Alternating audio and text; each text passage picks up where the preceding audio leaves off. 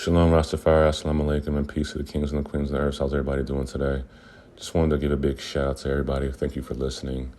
For real, I always want to say thank you. And again, continue to bump that music and all the other YouTube stories and series that I put out, the podcast. Today, we're really going to talk about this entire Easter type of situation. I'm just going to go into like my background, how I was raised, and to how I kind of commemorate my celebration now. What do I do? So again, shout out to everybody listening to the music. Go bump that Coach Treasy Genesis. Go bump that Celeste Soldier on all DSPs now, and possible shows coming up very, very, very, very soon.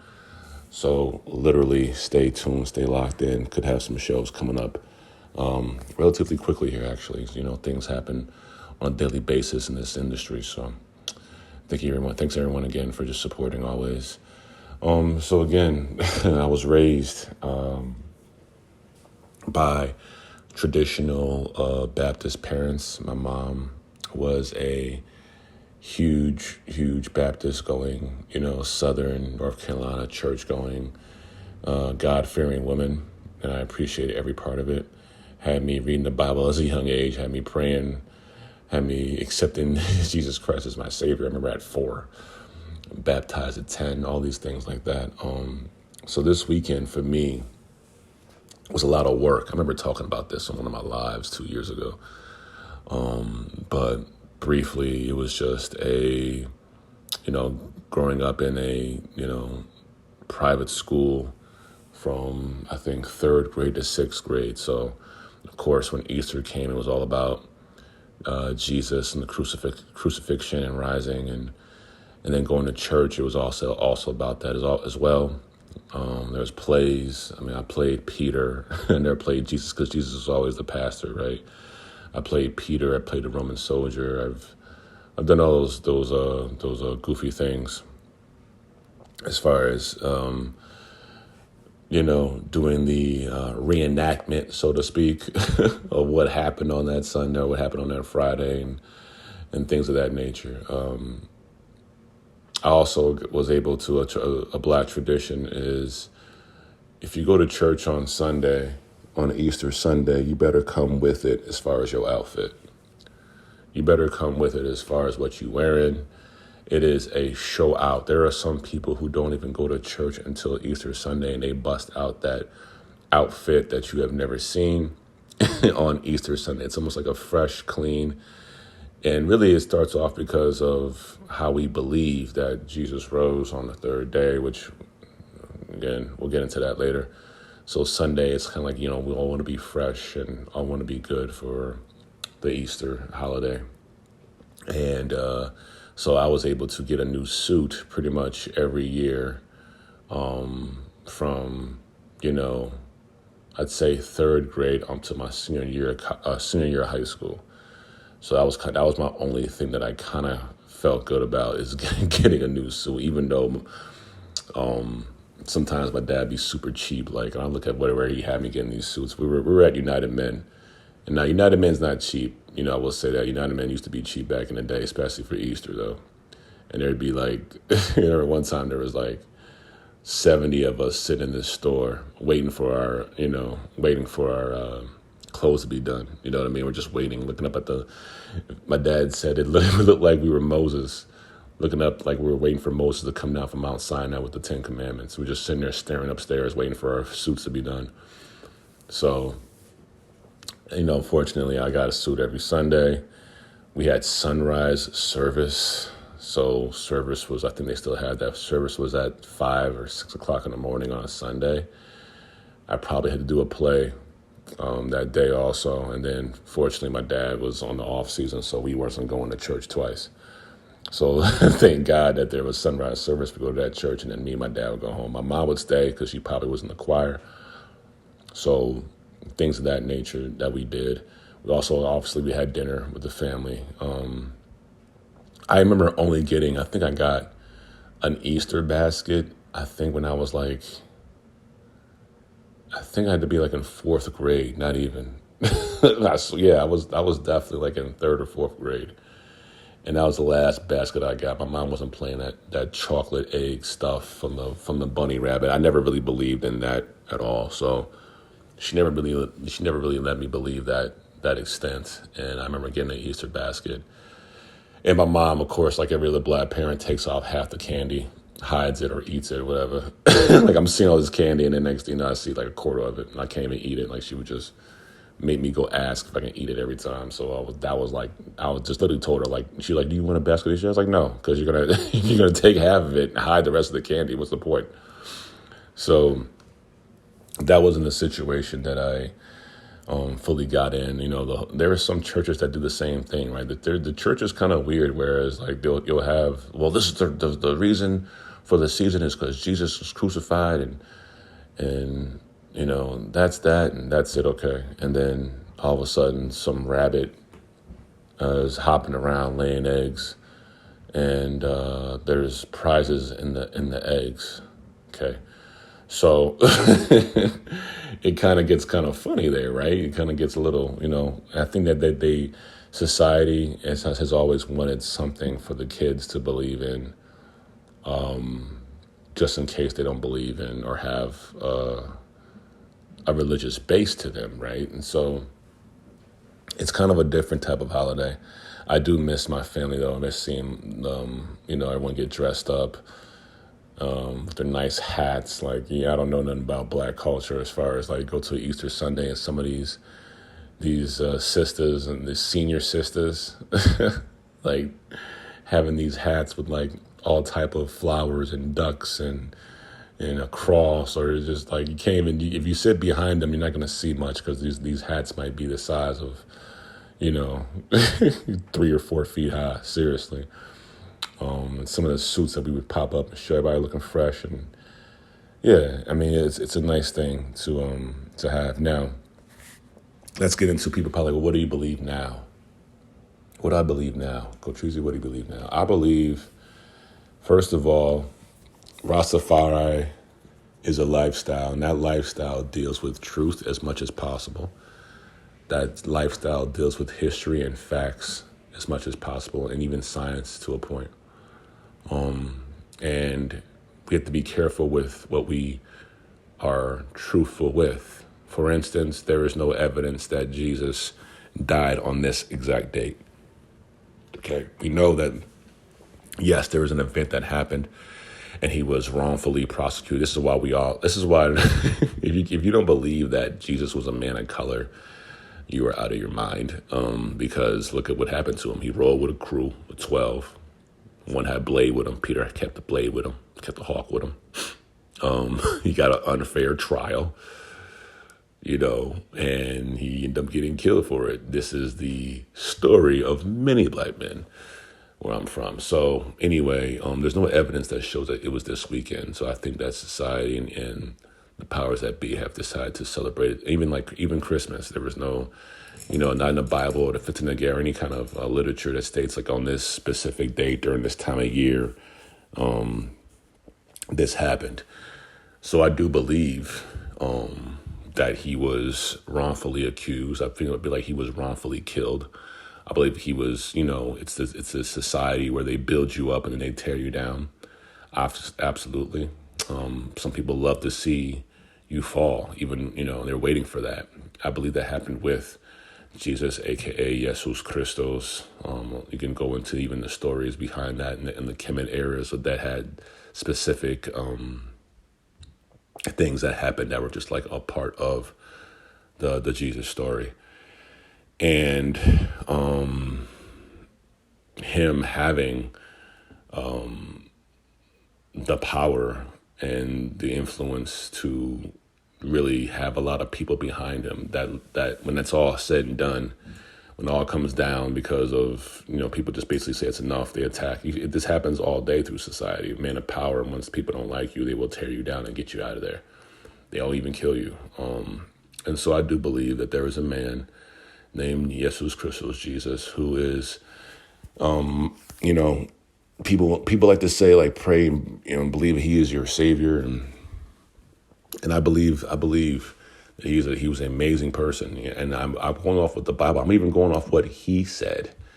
himself, which was to say that do not worship me, worship the Father. They say, well, he said that no one comes to the Father but by me, which means like, but my teachings. Listen to me. I'm coming here. I'm just like the Father. I'm just like you too, though. Pray on this wise, not my Father, our Father. So if that's me, so if Jesus is your Father, or he's basically saying, if I'm your brother, then ain't there's nothing that is different from me to you.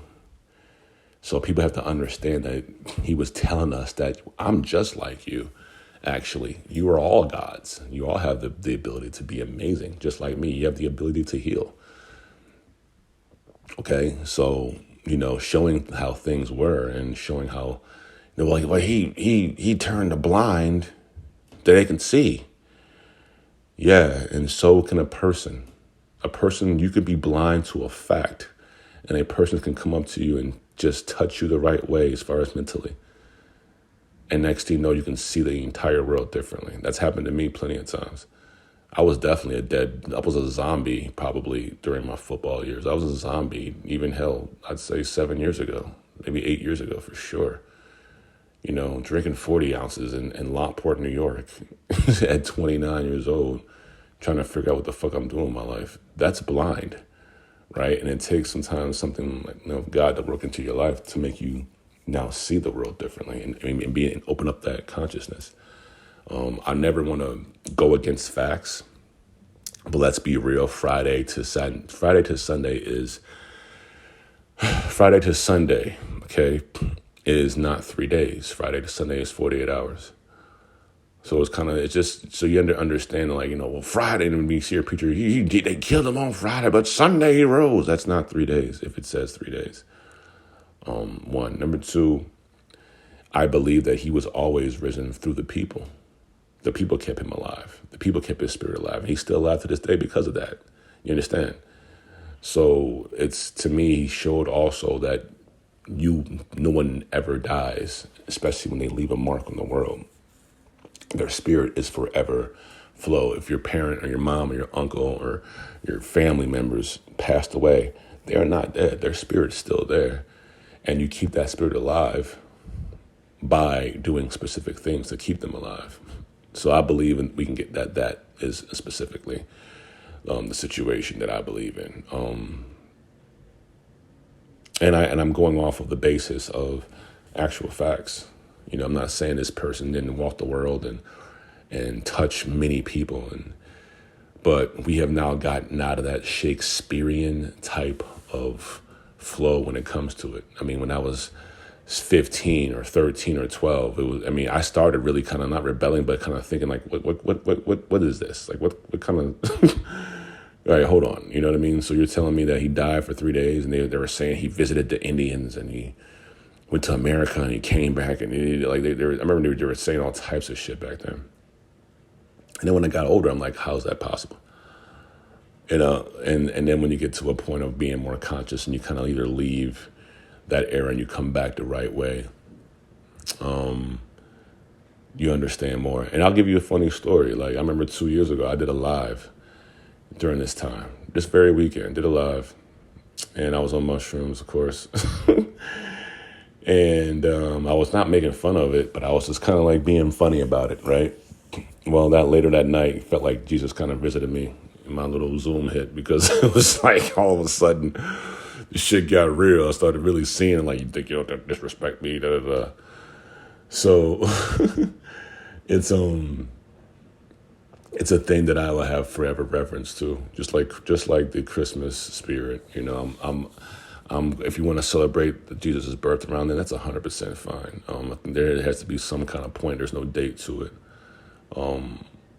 But the truth of the belief is that this man was amazing.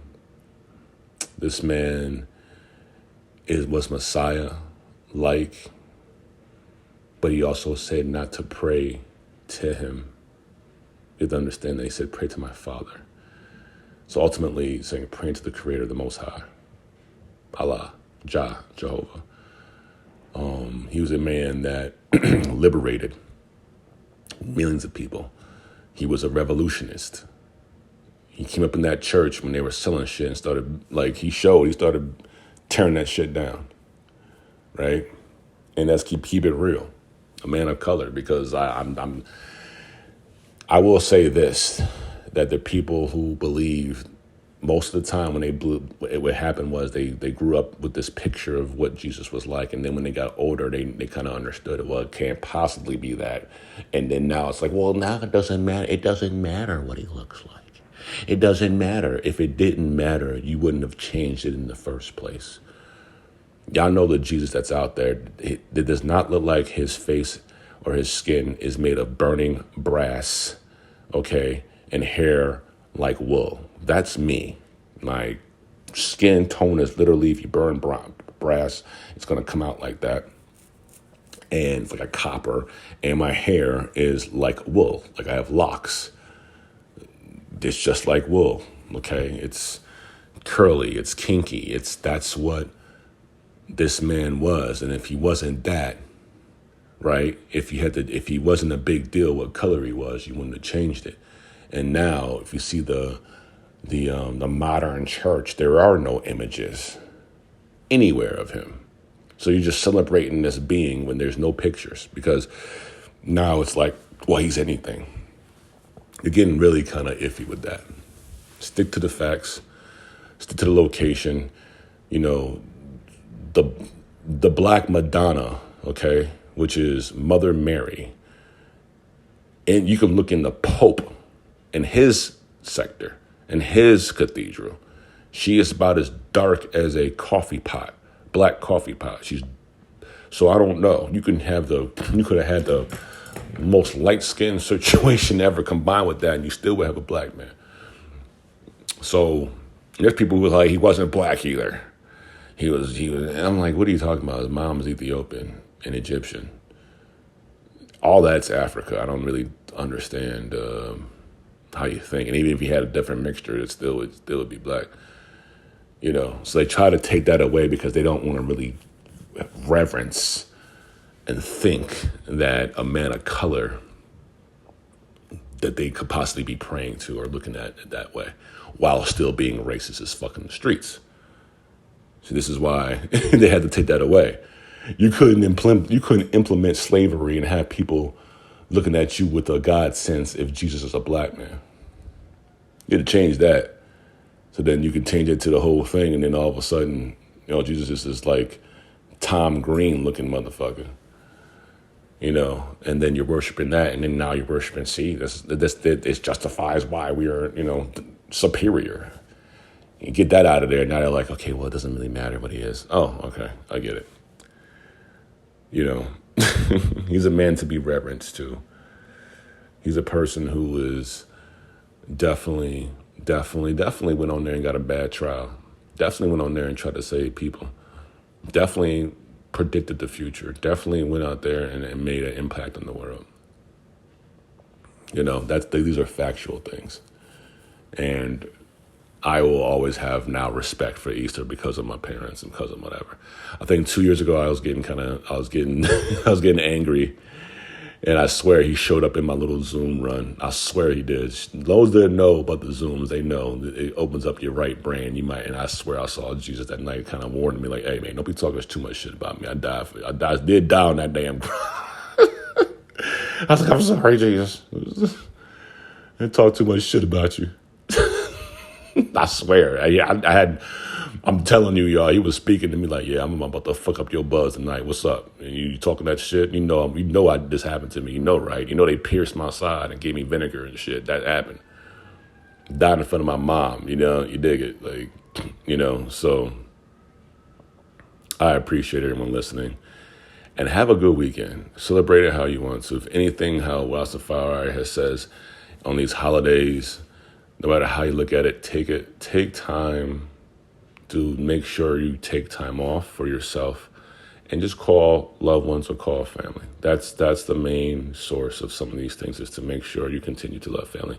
I am always I'm gonna contact my family, my friends, but mostly my family. And I always also like to try to cook a great meal. You know, I know I'm vegan, but I got this like vegan roast from Soul Cuisine. And it just makes the whole house smell like turkey and gravy. So it kind of makes me feel like, you know, a little home a little bit. You feel me? So I make sure that I do that because I can kind of imagine like my mom cooking that turkey dinner and, playing some music and sunny out. It's kind of spring. It kind of gives me that little childhood memories. You know what I'm saying? So makes me feel good even when I'm by myself, right? So thank y'all for listening. You know what I mean? Happy holidays. Like, you know what I mean? I'm never going to disrespect the holidays because there are people who take it very seriously. I don't ever want to disrespect them. This YouTube, this podcast, this, whatever, is not meant to debunk anything, but it's more the reality. These are things that are coming from even people like the Honorable Louis Farrakhan, Elijah Muhammad, and real prophets and real pastors even, that this is to be revered, but let's get to the reality of the story. Let's make sure we stay that. And if you people are going to stop taking sports, parts of the Bible and making it out to be your narrative, stop doing that, right? Go to the facts. And Jesus Christos, the man, he definitely died for. I don't know about this weekend, this date, but he definitely got a fair trial. Went to the realm and died for us, and died for people for people who were the last. The first shall be last, the last shall be first. We have to understand what he was dying for.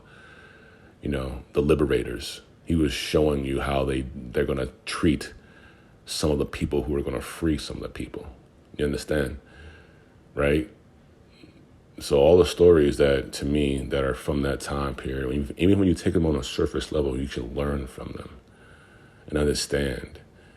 And understand that this life is not yours and you live forever. We live forever. And that's what he has taught us.